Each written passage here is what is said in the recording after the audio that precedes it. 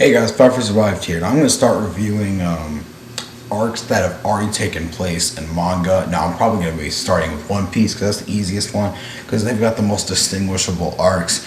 When they're on the island, the arc is still ongoing. When they're off the island, the arc is now done. And when they get there, the arc is now started. It's a very basic premise. Also, when I'm done with an arc, I'm going to do a basic run through. At the beginning of a saga, I start a basic run through of that arc, of that saga, and then I talk about each part of that saga in terms of arcs. And for those who don't know, I'm going to give a basic breakdown here of what happens. So basically, there's this thing we call a series, and basically, it's just it's split into several different things. Okay, the biggest one are chunks called sagas, and sagas are sets of arcs that are relevant to one another.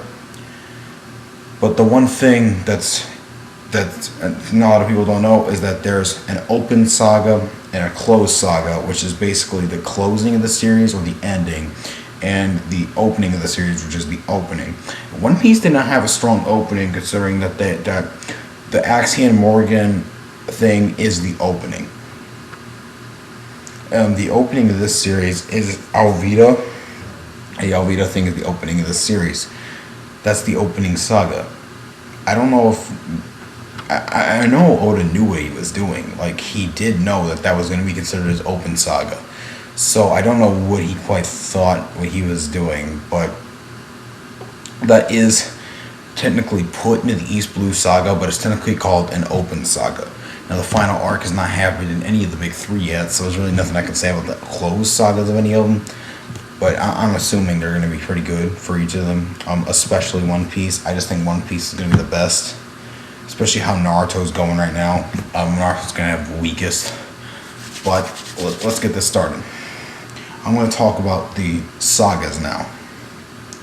Sagas are big chunks of the series with arcs within them that are relevant to each other. An example of a saga, I'll just start with the Alabasta Saga. Easiest one. The Alabasta Saga is made up of three.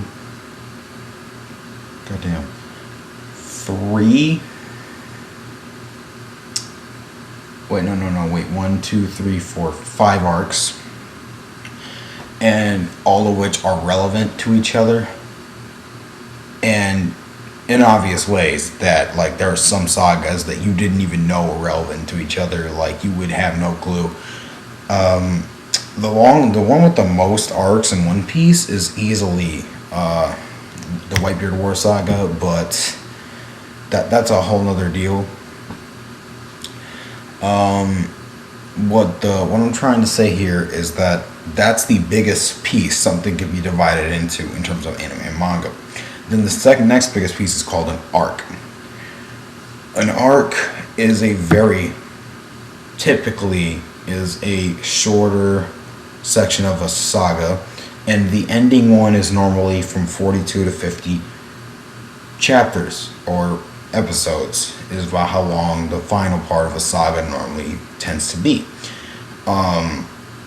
Also, the beginning arcs normally start off very short, like the Laboon arc is considered an arc, and it's very short. It's like 2-3 episodes, if that. Another thing, the second arc is normally about double the size of the first arc. Whiskey Peak is about 6 episodes, so that makes sense. And then the third, and the next one, is normally around 10 to 15, and then the one after that is normally 4 episodes longer. It does follow that formula here too. And this is only if it goes that long. If it doesn't have that many parts to the saga, it makes sense that it wouldn't have the same effect, or I don't know what you'd call it, but it would have the same thing going on with it. This does have that, very much so have that. And I'm going to start off by saying that I really do like the Alabasta Saga probably the most, besides the Skypiea Saga. My favorite arc, my favorite saga in anything, though, I can't say is anything other than the series Soul Eater. I love Soul Eater. I don't understand. Like, I know people read it, like a lot of people read it. Once you've read it, you really don't talk about it. I'm going to talk about Soul Eater a lot. Just know that I'm going to make a lot of reference to Soul Eater, probably pretty frequently, because I love it so much. I've watched it 13 times through. Each time I caught something I had in the first time, and I've just gained a lot of knowledge about the series.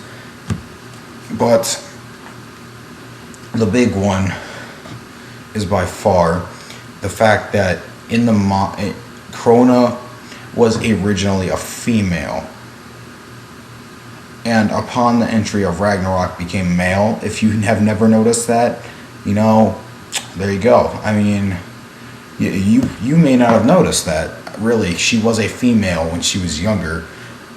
When he was younger, he was a female, and then upon Ragnarok's entry, was made male.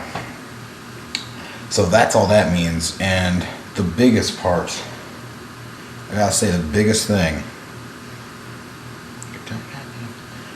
is the next part, which is the what I'm going to talk about first is the East Blue Saga is where I'm going to start. And I'm just letting you know, obviously, that I'm going to call it the East Blue Saga. But another thing that I want to say is that there's even two smaller sections than an arc. And those sections, one of them is obvious, one of them isn't. And those sections are called jests and chapters.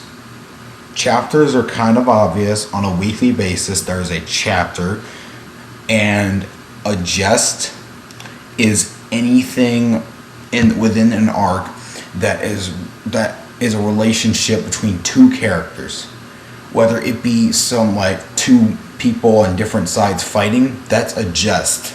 It is portion of them fighting. But just for later reference, because I do say that word, I will say that word. So I'm just saying now that I will say it, and it's probably a good idea to remember that I'm going to say it, because you might not know what it is. So I'm just throwing that out there. But this is basically a very short video, for me at least, being about 8 minutes, about what it is a saga is made up of, what a series is made up of, and all that stuff. So this is probably the end of this video, but always remember, rate, comment, and subscribe, and have a great day.